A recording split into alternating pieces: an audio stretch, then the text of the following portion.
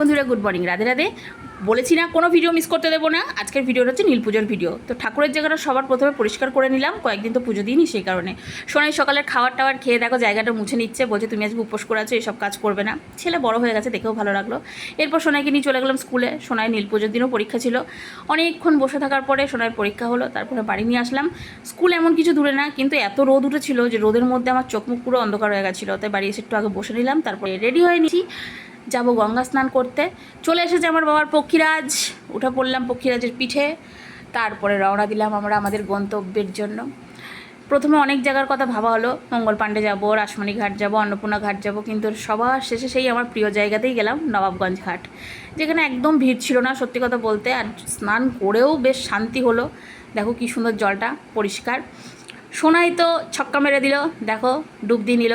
কিন্তু আমি একজন মহান ব্যক্তি, আমি সব কাজ করতে পারি, ভয় পাই না, কিন্তু এই একটা জায়গা আমার প্রচণ্ড দুর্বল জায়গা, আমি ডুব দিতে পারি না।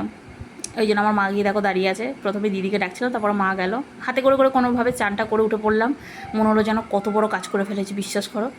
তারপরে এই দেখো এখানে সব লাইন দিয়ে আছে, আমরা এখানে পুজো দেবো না, ভিজা কাপড়ে উঠে পড়লাম আমার বাবার পক্ষীরাজে, ব্যাস বাড়ি চলে আসলাম।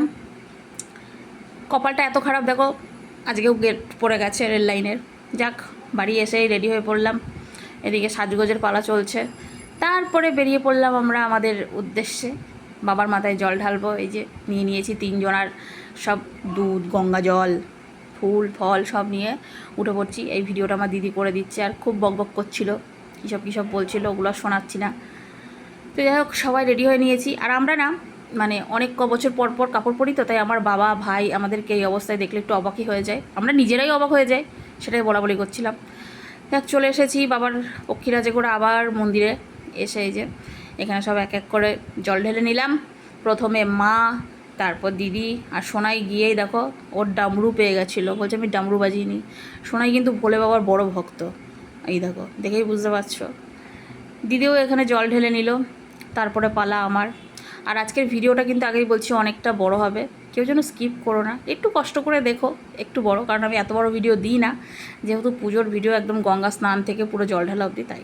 তো এখানে আমি দেখো 3টে বাতি দিয়েছি, কারণ আমার 2 জায়ের মেয়ে আছে আর আমার ছেলে, সেই হিসেবেই আমি দিয়েছি। আর আমাদের এখানে পুজো টুজো কমপ্লিট, এইবার খাওন দাওয়ানের পালা। দেখো এমনভাবে সাজিয়ে দিয়েছে আমার দিদি আমাকে খাওয়ার, বলছে বনু তোর আজকের দুপুরের লাঞ্চটা দেখিয়ে দে। সাবু মাখা, এইখানে তরমুজ কাটা আছে, তারপরে আছে কালাকাঁদ, 1খানা দিয়ে দিয়েছে আমাকে তরমুজ কেটে, মানে এগুলো সাজিয়ে দিয়েছে, মনে হচ্ছে যেন আমি একদম লাস্ট খাবো, কী আর করা যাবে। তো যা খেয়ে দিয়ে নিলাম। সোনাই এখানে খুব ব্যস্ত ফোনে, কি নিয়ে জানি না। তারপরে টোটো ধরে বাড়ি চলে আসলাম, না বাবার টোটো না, বাবা ভাড়ায় গেছে, আমাদের নিয়ে সারাদিন ঘুরলে পরে ওদের কী করে চলবে বলো। তো যাই হোক, বাড়ি এসে সন্ধে টন্ধে দিয়ে নিলাম। দেখবার নীল পুজোতেই সোনার জন্য ঘিয়ের বাতিটা আমি দিই, আজও দিয়েছি। রাতের ডিনারে ঝরঝরে ডালিয়া করেছিলাম, এই দিয়ে ডিনার সালাম, টাটা।